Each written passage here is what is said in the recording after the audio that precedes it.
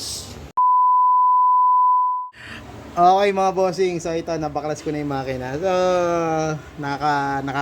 nakaka-buwisit na nakakatawa. Nabura ko yung record nung yung habang binabaklas yung tong makina. Nakalimutan ko. Nabura yung file, nakaasar. Kala ko exit yes, pala delete yes pala. So pasensya na, hindi ko na napakita ko paano binaklasan. Pero ito, pakita ko lang sa inyo yung loob ng makina kung bakit nagkakaroon ng bakit nagkakaroon ng bubbles. Yung parang bumubula-bula. Ayan. So pag nag-overheat kasi, explain ko pag nag-overheat kasi yung makina ninyo, dahil baga kulang sa coolant, wala nang laman or nabawasan na. So magkakaroon kasi, tatamaan kasi yung cylinder head natin. Cylinder head, gasket, mauunang masira. So magkakaroon diyan magkakaroon ng leak from combustion. Papasok yan sa ating mga water jacket, water passage. Ito yung mga dinadaanan ng coolant. Ito yan. Tanggalin natin para makita nyo lahat. Ayan, mga butas na yan. So, nagsisirculate dyan yung coolant. Ito yung sa block. Dyan pumapasok yan. Yan, kita nyo. Dyan pumapasok yun. So, pakita ko sa may butas nito. Hindi nadaanan. Hindi pala dito yon sa kabila. Dito dumadaan yun, coolant natin. Ayan, kita nyo yung mga butas na yan. Yan, tsado sa kabilang side. Yan, dalawa, up and down yan. So, entering yan, entering tsaka leaving. Sabihin, circulation, dyan si-circulate. So, dito dumadaan yun. So, mapasok dito, papasok dito, tsaka lalabas doon. Ganun yan, dito yan. So, kaya pinapalamig. Ito yung kasi pinapalamig ng cooling system natin. Number 1 na pinapa-cool down niya. So, para mag-warm yung temperature, itong cylinder block. Kasi ito yung pinakamainit na part. Dito nagpo-produce ng pinakamainit. Kasi ito yung nag-aano sa kanila ng combustion. Yung nagpo-produce para mag-combust o para magpa-ignite ng gasolina at saka ng baga ng air. Air-fuel ratio, lang, combustion. Kaya ito yung tinatawag na combustion chamber. So ito yung pinakamainit na part. So dyan, kaya yan yung pinakamarami. Ito yung daming laman ng Diyan pumapasok yung coolant. Ayan. So nagsisirculate lang. So nangyari niya kaya nagkakaroon ng bubbles kasi nga yung ating cylinder head gasket ay nagkaroon ng leak. So nagkaroon ng leak, yung combustion pumapasok na sa ating water tawag dito, water inlet, water jacket, yung dinadaanan ng ating cooling system. So yung combustion sumisingaw na papasok sa ating cooling system kaya nagkakaroon siya ng bubbles. Ayan. So yun ang nagiging cause bakit nag-overheat lalo. Ayan. So ang gagawin natin dito, dahil nakita nyo naman, so ito hindi naman ganong pakalakas. Meron pa kasi yung dati talagang bumubulwak talaga, as in parang sumusuka. So ito naman may konting bula-bula. Ayan. So ito, nagawin lang dito replacement ng cylinder head gasket. Tapos kita nyo rin yung leak kanina. May leak yung sa water pump. Ayan. So sa water pump galing dito yun sa ilalim, dito banda. So, chinik ko naman, okay naman yung o-ring. Ewan ko bakit, paano nangyari. So, dito galing yung leak. Ayan, dito. Yung tulo kanina, diyan galing. So, wala namang hiwa. Ayan. Pero may dala na kasi si Master, si Bossing ng bago nito. So, re-replace na. Okay, tapos, ano pa bang gagawin dito? Re-resurface natin to. Manually resurface. So, kaya naman natin manually resurface. So, gagamit lang tayo ng liha, tapos flat surface katulad ng salamin. Ayan, yung mga glass. So, doon natin ipapatong para manual. So, okay yun. Walang problema doon. Sabihin, safe ba? O, safe naman. Basta tama lang. Dapat pantay na pantay. Huwag yung parang tatabi-tabingi yung hawak nyo pag hinahasa na. Dapat pantay na pantay. Ayan. So, mamaya, try ko kung mapakita ko ng konting, paano ko lang mapakita ko sa inyo yung konti. Pero yung mga vlog na ako nun, yung paano nag-resurface ng mga cylinder head, tsaka cylinder block. Lalo na sa mga Aerox, meron ako nun Pero try ko kung masingitan natin ng konting kung paano natin na-resurface. So yun lang naman yung gagawin dito, mga boss, mga master. So i-resurface, papalitan ng cylinder head, yung water pump, papalitan ng assembly kasi nga may leak na siya. Pwede naman i-repair yan, kaso parang yung chance natin doon parang kumbaga 50-50 kung hindi ba siya magkakaroon ng leak uli o magiging okay ba. So ganun pag ni-repair kasi sa mga ganitong unit, lalo mga PCX, ADB, Click 160, basta mga 160. Yan. So alam niyo naman sa Honda, lalo sa mga Click, diba? Sa Click nga replacement talaga ng bagong pag nasiraan talaga, replacement ng bagong water pump. Yan. So hindi katulad sa mga Yamaha pwedeng i-repair. Medyo friendly kasi gawin yung mga water pump ni Yamaha. Ito sa Honda medyo lang.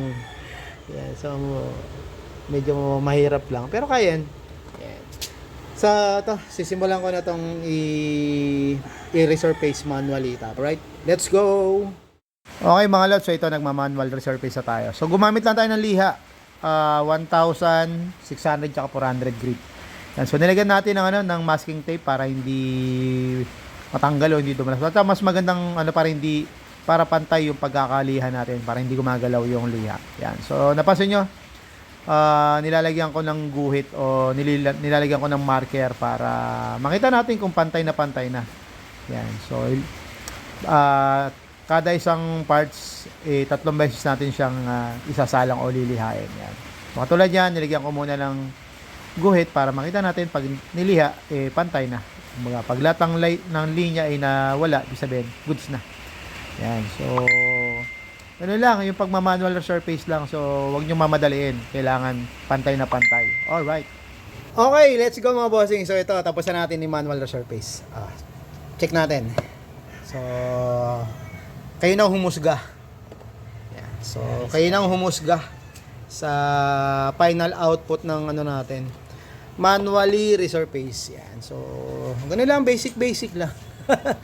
Pero hindi basic yun. Ang hirap, sakit kaya sa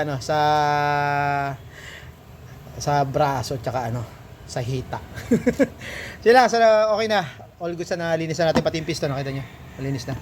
So, assemble ko lang to dito sa makina, kabit natin tapos mamaya pag nabuo ko na, paandarin natin, check natin kung anong kinalabasan itong ginawa natin dito. So, engine refresh with manual resurface ng cylinder head tsaka block.